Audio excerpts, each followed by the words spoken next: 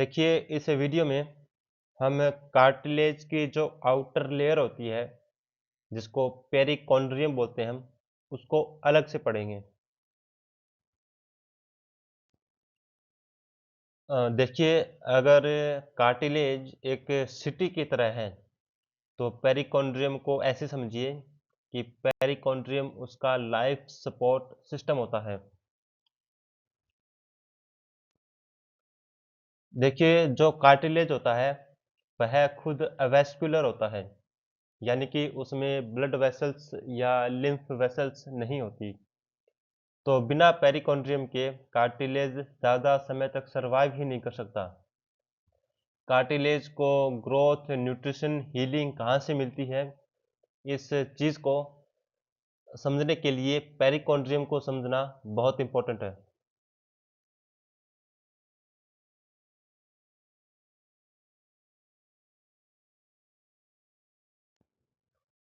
देखिए जो पेरिकॉन्ड्रियम होता है वो कार्टिलेज की बाहरी कवरिंग होती है और यह कार्टिलेज को जिंदा रखने के लिए बहुत ज़रूरी है। कार्टिलेज और सराउंडिंग टिश्यूज के बीच पेरिकॉन्ड्रियम ब्रिज का काम करती है। देखिए जिस तरह से बोन्स के पास पेरियोस्टम होता है उसी तरीके से कार्टिलेज के पास पेरिकॉन्ड्रियम होता है।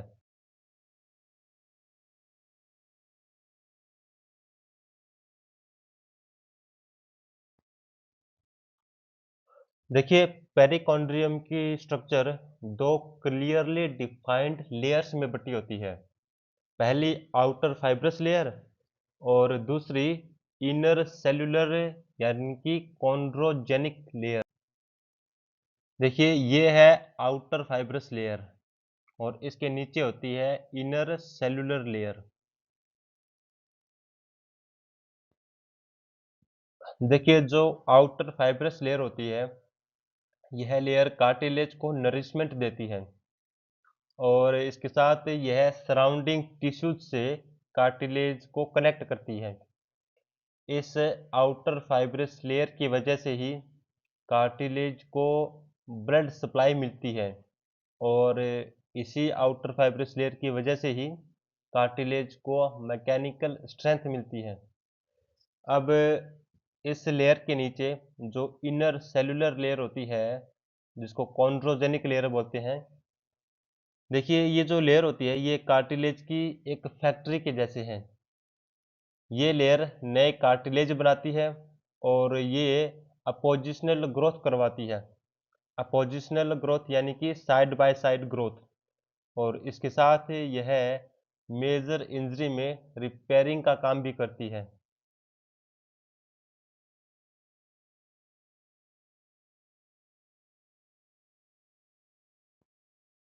देखिए पेरिकॉन्ड्रियम का जो फंक्शन होता है पहला फंक्शन ये है कि ये कार्टिलेज को न्यूट्रिशन प्रोवाइड करता है। अब क्योंकि कार्टिलेज में ब्लड वेसल्स नहीं होती तो कार्टिलेज को न्यूट्रिशन डिफ्यूजन के माध्यम से पेरिकॉन्ड्रियम में से प्राप्त होता है।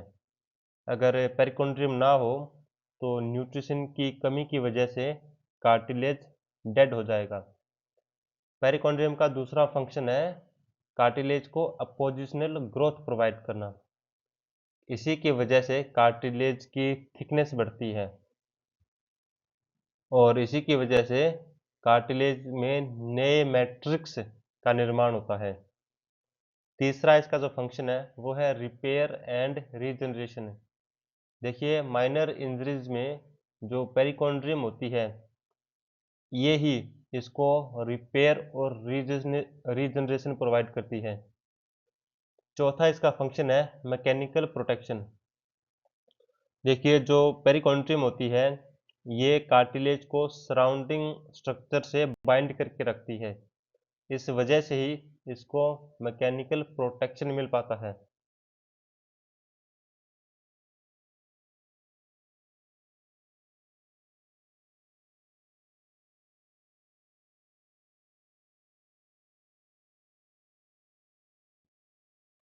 देखिए जो पेरिकॉन्ड्रियम होता है ये हाइलिन कार्टिलेज में प्रेजेंट होता है हाइलिन कार्टिलेज में सिर्फ एक एक्सेप्शन, आर्टिकुलर कार्टिलेज को छोड़कर सभी हाइलिन कार्टिलेज में पेरिकॉन्ड्रियम प्रेजेंट होता है।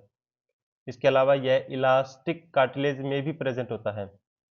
अब ये किस किस में प्रेजेंट नहीं होता? एक तो हाइलिन कार्टिलेज के आर्टिकुलर कार्टिलेज में, और दूसरा यह फाइब्रो कार्टिलेज में एब्सेंट होता है।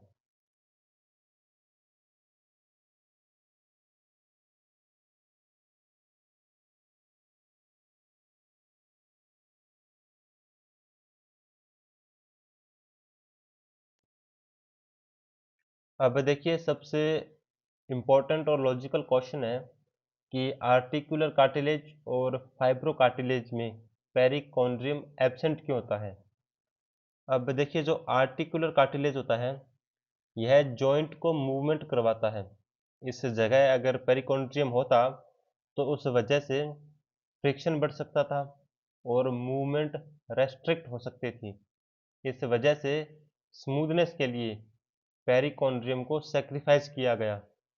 और अगर बात फाइब्रो कार्टिलेज की करें तो क्योंकि fibro cartilage high stress zone में पाए जाते हैं, इस वजह से अगर पेरिकॉन्ड्रियम वहाँ होता तो वह टीयर कर जाता, इसलिए नेचर ने उसे वहाँ से हटा दिया। अब पेरिकॉन्ड्रियम की क्लिनिकल इम्पोर्टेंस क्या होती है उसको समझते हैं। अब पेरिकॉन्ड्रियम की क्लिनिकल इम्पोर्टेंस समझते हैं। अब देखिए, जो आर्टिकुलर कार्टिलेज होता है उसके अंदर क्योंकि पेरिकॉन्ड्रियम नहीं होता तो इसके अंदर ब्लड सप्लाई भी नहीं होती। तो अगर इसमें डैमेज हुआ या डीजनरेशन हुआ तो वह परमानेंट होता है, और इस कंडीशन को ओस्टियोआर्थराइटिस बोलते हैं। अब देखिए, क्योंकि इसमें पेरिकॉन्ड्रियम होता नहीं है तो आर्टिकुलर कार्टिलेज जो साइनोवियल फ्लूइड होता है वहाँ से न्यूट्रिशन लेता है, और साइनोवियल फ्लूइड से इसको प्रॉपर कॉन्टिन्यूस न्यूट्रिशन मिलता रहे, इसलिए ज़रूरी है कि इस आर्टिकुलर कार्टिलेज की मूवमेंट बनी रहे। अगर मूवमेंट होगी तभी इसको साइनोवियल फ्लूइड से न्यूट्रिशन मिलता रहेगा। अब इसकी दूसरी इंपॉर्टेंस समझते हैं पेरिकॉन्ड्रियम की। अब देखिए, जो कोस्टल कार्टिलेज होते हैं यानी कि जो रिब्स और स्टर्नम के बीच में जो कार्टिलेज होता है उसके अंदर पेरिकॉन्ड्रियम प्रेजेंट होता है। तो अगर वहाँ पर कुछ भी माइनर फ्रैक्चर हुआ तो यह अपने आप हील कर सकता है, क्योंकि वहाँ पर पेरिकॉन्ड्रियम होता है जिसके अंदर ब्लड सप्लाई होती है। अब इसकी तीसरी इंपॉर्टेंस है वो है पेडियाट्रिक ग्रोथ। अब देखिए, बच्चों के अंदर पेरिकॉन्ड्रियम बहुत ज़्यादा एक्टिव होता है।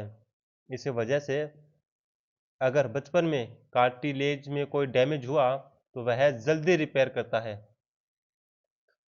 चौथी जो इसकी रिलेवेंस है, इम्पोर्टेंस है, वो है सर्जरी में।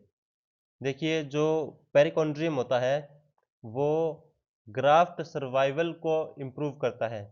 ग्राफ्ट सर्वाइवल यानी कि जब किसी ऑर्गन को ट्रांसप्लांट करते हैं तो उसकी जो सक्सेस रेट होती है उसको ग्राफ्ट सर्वाइवल बोलते हैं। जैसे कि नोज या फिर ईयर की सर्जरी, जब इनको रिपेयर या ट्रांसप्लांट किया जाता है तब वहाँ पर जो रिकंस्ट्रक्शन होता है वो ज़्यादा बेहतर होता है पेरिकॉन्ड्रियम की वजह से।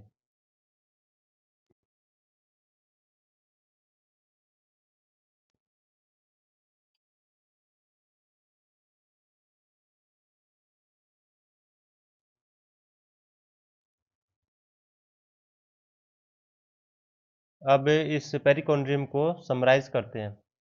देखिए, जो पेरिकॉन्ड्रियम होता है वो कार्टिलेज की लाइफलाइन होती है। इस यह डेंस कनेक्टिव टिश्यू से बनी एक कवरिंग होती है। इसमें टू लेयर्स होती है, फाइब्रस और सेल्यूलर। यह न्यूट्रिशन प्रोवाइड करती है, यह अपोजिशनल ग्रोथ को अलाउ करती है, यही रिपेयरिंग का काम करती है, और मोस्ट ऑफ द कार्टिलेज में ये प्रेजेंट होती है। और ये केवल वहीं एब्सेंट होती है जहाँ स्मूथनेस और स्ट्रेंथ इज प्रायोरिटी होती है, क्योंकि जहाँ पर स्मूथनेस चाहिए वहाँ पर पेरिकॉन्ड्रियम स्मूथनेस को कम करती है, और स्ट्रेंथ वाली जगह पे जहाँ पर फाइब्रो कार्टिलेज होते हैं वहाँ पर यह टियर कर सकती है। इसलिए देखिए, अगर पेरिकोन्ड्रियम नहीं होगी तो ग्रोथ भी नहीं होगी और हीलिंग भी कमज़ोर होगी।